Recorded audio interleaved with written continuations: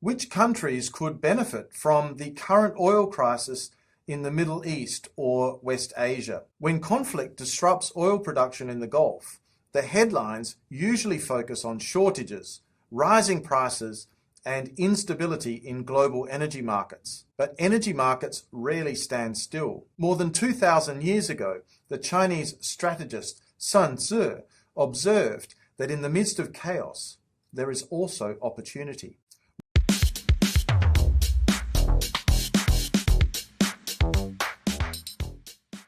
Today, disruptions in Middle Eastern or West Asian oil supply may in fact be creating opportunities for producers that are far from the Gulf, particularly in the Americas and potentially even as far away as countries like Australia.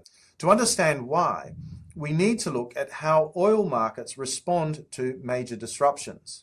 When a large source of supply becomes uncertain, the immediate effect is usually higher prices. Buyers compete for available barrels, and global benchmark prices rise. In the short term, this creates volatility and economic stress.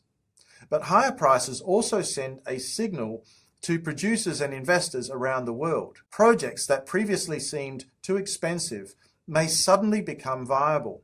New drilling campaigns become attractive. Infrastructure projects begin to make economic sense. And companies start to consider investments that were previously postponed. In other words, higher prices can encourage new supply. This process does not happen overnight. Developing new oil production often takes years, but over time, periods of disruption can gradually reshape the global energy system. And this is where geography becomes very important.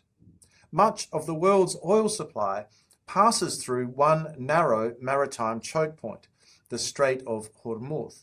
This particular passage, located between Iran and the Arabian Peninsula, carries a very large share of global oil exports from the Persian Gulf. When tensions rise in the region, that choke point becomes a major strategic concern for energy importers. But oil exported from the Americas has a different geographic profile. Producers in both North and South America can ship oil across the Atlantic or Pacific Oceans without needing to pass through the Strait of Hormuz. For major importing economies like China, Japan, South Korea, India, and even Australia, that difference can matter.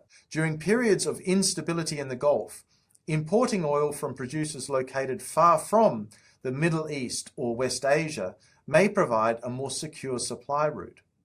This does not mean that producers in the Americas can suddenly replace the enormous volumes of oil that normally flow through the Strait of Hormuz.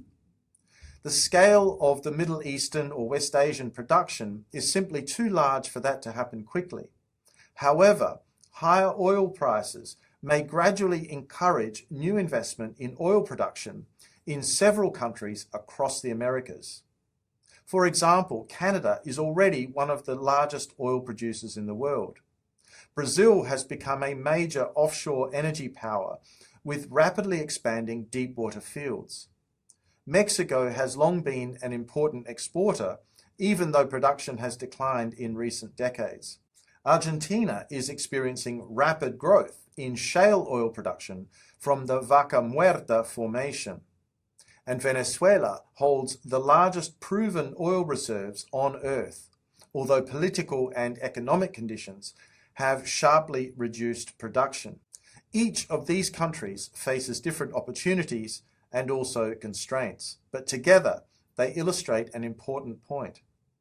When disruptions occur in one region of the world, energy markets often begin to diversify supply to elsewhere. And over time, those shifts can reshape the global balance of energy production. In the next few episodes, we will explore these countries in more detail.